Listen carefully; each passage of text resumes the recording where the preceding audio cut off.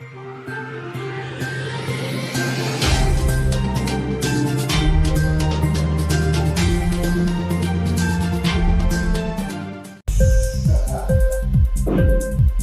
TV prime time news కి స్వాగతం.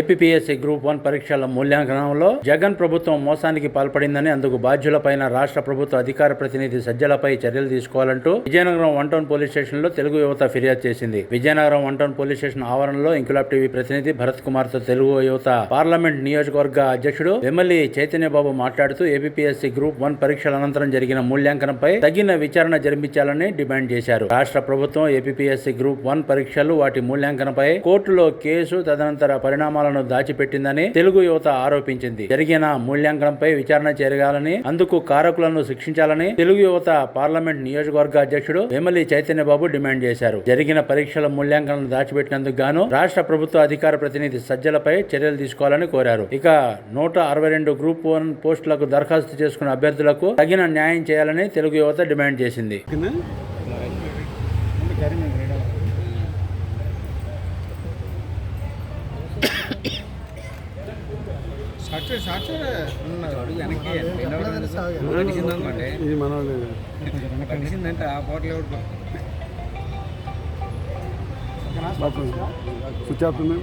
అందరికీ నమస్కారం అండి.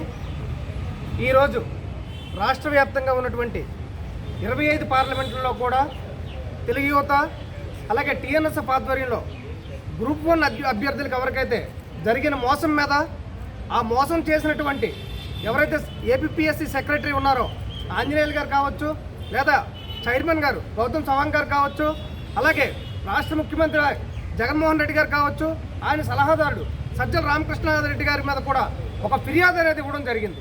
ఎందుకంటే గత ప్రభుత్వంలో 2018 డిసెంబర్లో గ్రూప్ 1కి సంబంధించి 162 పోస్టుల భర్తీకి ఒక నోటిఫికేషన్ విడుదల చేయడం జరిగింది. ఈ నోటిఫికేషన్ విడుదల చేశాక 2019 మేలో ఎగ్జామ్స్ కండక్ట్ చేశారు. 2020 డిసెంబర్లో ఒక మూల్యాంకనం అనేది చేయడం జరిగింది. అదంతా కూడా పేపర్లో చేతి ప్రాప్తో కూడా మూల్యాంకనం చేస్తామని చెప్పి డిజిటల్ మూల్యాంకనం చేశారు. డిజిటల్ మూల్యాంకనం చేసి 2021లో ఫలితాలు విడుదల చేశారు. 2021 ఏప్రిల్లో ఫలితాలు విడుదల చేస్తే దాని మీద అభ్యర్థులందరూ కూడా కోర్టును ఆశ్రయించడం జరిగింది. కాబట్టి ఈ ఫలితాల మీద సరైనవి కాదు అని అక్టోబర్లో కోర్టు అనేది ఒక తీర్పు ఇవ్వడం జరిగిందండి. అంటే 2021 అక్టోబర్లో మరలా కూడా పునః మూల్యాంకనం చేయమని కోర్టు ఒక తీర్పు ఇస్తే 2021 డిసెంబర్ 5 నుంచి కూడా మార్చి 5 లోపు మూల్యాంకనం అంతా కూడా వీళ్ళు పూర్తి చేశారు. ఆ వార్త సాక్షి పత్రికలో కూడా వచ్చిందండి. అంటే ఆ రోజు ఫలితాలు విడుదల చేయకుండా మరలా కోర్టు అడిగింది, మీరు ఇంకా మూల్యాంకనం ప్రారంభించలేదా అంటే మేము మార్చి 5న మూల్యాంకనం ప్రారంభిస్తున్నామని చెప్పేసి 2023లో ఫలితాలు అనేది విడుదల చేయడం జరిగింది. ఎందుకంటే ఒక మూల్యాంకనం జరిగిన ఫలితాలను దాచిపెట్టి ఎవరైతే ఈ జగన్మోహన్ రెడ్డి గారు కానీ సజ్జల రామకృష్ణారెడ్డి గారు కానీ అనుకుంటున్న అభ్యర్థులకు లబ్ధి చేకూర్చడానికి ఈ మూల్యాంకనం అంతా కూడా దాచిపెట్టి మూల్యాంకనం అనేది ఇంకా జరగలేదని కోర్టుకు తీర్పిచ్చారు. ఇలాంటి సందర్భంలో అభ్యర్థులందరూ కూడా కోర్టును ఆశ్రయిస్తే కోర్టు వారు మార్చి 13, 2024వ తేదీన ఒక తీర్పు ఇవ్వడం జరిగింది. ఈ అంతా కూడా తప్పులు తడకగా మూల్యాంకనం జరిగింది. అభ్యర్థులు చాలామంది అన్యాయం అయ్యారు. కాబట్టి తప్పనిసరిగా అభ్యర్థులకి 2 నెలల సమయం ఇచ్చి 6 నెలలలోపు పరీక్ష పెట్టమని చెప్పడం జరిగింది. కాబట్టి ఎందుకంటే విద్యార్థులందరూ కూడా దగ్గర 10 ఏళ్ళు కష్టపడితే కానీ గ్రూప్ 1 పరీక్షను క్వాలిఫై అవ్వలేరు. అలాంటి అభ్యర్థుల కష్టాన్ని ఈ జగన్మోహన్ రెడ్డి గారు కానీ, ఈయన ప్రభుత్వం కానీ, ప్రభుత్వంలో ఉన్న పెద్దలు కానీ మోసం చేయడాన్ని మేమందరం కూడా తీవ్రంగా ఖండిస్తున్నాం. అందుకనే ఈరోజు ఆ కారణమైనటువంటి అందరి మీద కూడా ఇక్కడ విజయనగరంలో 1 టౌన్ పోలీస్ స్టేషన్లో ఒక ఫిర్యాదు అనేది చేయడం జరిగింది. ఈ ఫిర్యాదును బేస్ చేసుకొని తప్పనిసరిగా వారిపైన చర్యలు తీసుకొని అభ్యర్థులందరికీ కూడా న్యాయం చేయాలని ఈ సందర్భంగా తెలియజేసుకుంటున్నామండి. Thank you.